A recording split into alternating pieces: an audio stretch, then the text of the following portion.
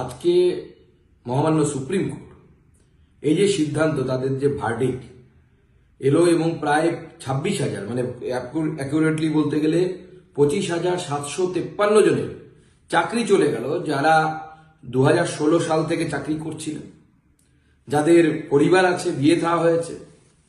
আজকে যোগ্য যারা যারা পরীক্ষা দিয়ে চাকরি পেয়েছিলেন, যারা শিক্ষক হয়েছিলেন, তাদের চাকরি আজকে চলে গেল শুধুমাত্র মমতা বন্দ্যোপাধ্যায়ের পার্টির লোকেদেরকে, অর্থাৎ অযোগ্য যারা যারা পয়সা দিয়ে চাকরি পেয়েছিল, তাদের চাকরিটা বাঁচানোর জন্য মমতা বন্দ্যোপাধ্যায় এই পুরো 26,000 লোকের চাকরি বলিদান দিয়ে দিলেন। এর জন্য দায়ী হচ্ছে মমতা বন্দ্যোপাধ্যায়।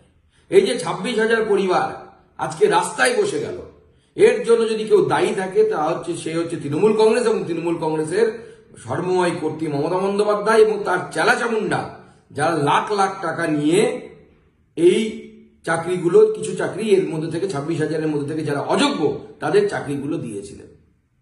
আমার প্রশ্ন হচ্ছে, মমতা বন্দ্যোপাধ্যায়ের এসএসসি স্কুল সার্ভিস কমিশন, রাজ্য সরকার কেন যোগ্য এবং অযোগ্য এই পৃথকীকরণ কেন করে দিলেন না?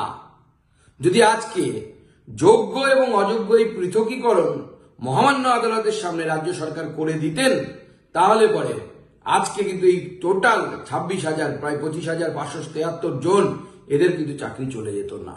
শুধু অযোগ্যদের যেত, যোগ্যরা বহাল তবিয়তে চাকরি করতেন। আজকে মমতা বন্দ্যোপাধ্যায়ের জন্য, মমতা বন্দ্যোপাধ্যায় পার্টির এই দুষ্কৃতীদের জন্য, যারা ঘুষখোর জোচ্চোর তৃণমূল নেতা, তাদের জন্য এই এতগুলো পরিবার আজকে রাস্তায় বসলো। আমরা ছেড়ে দেব না। আমরা আগামী দিনে মমতা বন্দ্যোপাধ্যায়ের সরকারকে এই তার চেয়ার থেকে উঠিয়ে ফেলবো। এর জন্য দায়ী হচ্ছে মমতা বন্দ্যোপাধ্যায়। আমরা খুব শীঘ্রই এর বিরুদ্ধে পথে নামছি।